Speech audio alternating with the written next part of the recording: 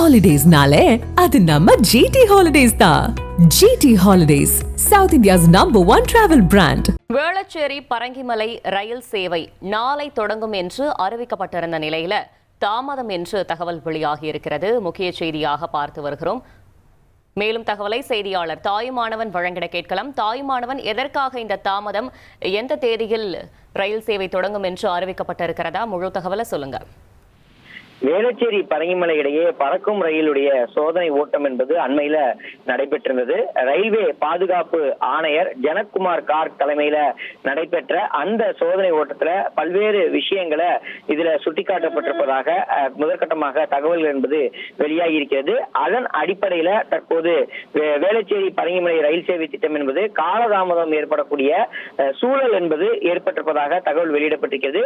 முன்னதாக வேளச்சேரி பரங்கிமலை பறக்கும் ரயில் சேவை திட்டத்தை மார்ச் 10ஆம் தேதி முதல் மக்கள் பயன்பாட்டுக்கு கொண்டு வருவதற்கான பணிகள்ல மேற்கொண்டு வருவதாக ரயில்வே அதிகாரப்பூர்வமாக தெரிவித்திருந்தாங்க. ரயில்வே பாதுகாப்பு ஆணையர் மேற்கொண்ட சோதனையில 5 கிலோமீட்டர் கொண்ட இந்த வழித்தடத்துல சில மாறுதல்களை மேற்கொள்வதற்கு ரயில்வே பாதுகாப்பு ஆணையர் பரிந்துரைத்திருப்பதாக தகவல் என்பது வெளியிடப்பட்டிருக்கிறது. எனவே வேளச்சேரி பரங்கிமலை ரயில் சேவை மக்கள் பயன்பாட்டுக்கு வருவதில் தாமதம் என்பது ஏற்பட்டிருப்பதாக தகவல்கள் வெளியாகி இருக்கிறது.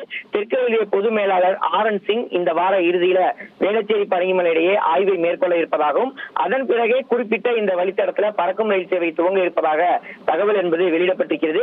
ஏற்கனவே 17 ஆண்டுகளாக குறிப்பிட்ட இந்த வழித்தடத்துல பறக்கும் ரயில் சேவை என்பது மக்கள் பயன்பாட்டிற்கு வருவதற்காக மக்கள் காத்திருக்கக்கூடிய நிலையில தென்சென்னை பகுதி மக்கள் ஏமாற்றத்தை சந்தித்திருக்கிறாங்க. எழும்பூர் ரயில் நிலைய மறுசீரமைப்பு பணிகள் காரணமாக புறநகர் மின்சார ரயில் சேவைகள் பாதிக்கப்பட்டிருந்த நிலையில் வேளச்சேரி பரங்கிமலை பறக்கும் ரயில் சேவை திட்டம் மக்கள் பயன்பாட்டிற்கு வரக்கூடிய பட்சத்துல மக்களுக்கான ஒரு மாற்று பயண வழித்தடமாக இது அமையும் என எதிர்பார்க்கப்பட்டிருந்தது.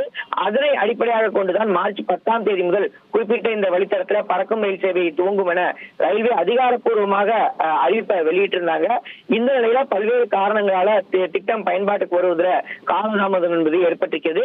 குறிப்பா ஆதம்பாக்கம், புழுதிவாக்கம் ஆகிய ரயில் நிலையங்கள்ல நடைமேடைகள்ல சில மாறுதல்கள் செய்வதற்கு ரயில்வே பாதுகாப்பு ஆணையர் பரிந்துரைத்திருப்பதாக தகவல்கள் வெளியிடப்பட்டிருக்கிறது. எனவே தெற்கு ரயில்வேயுடைய பொது மேலாளருடைய ஆய்விற்கு பிறகு தேதி அறிவிக்கப்பட இருப்பதாக தகவல்கள் கிடைக்கப்பட்டிருக்கிறது.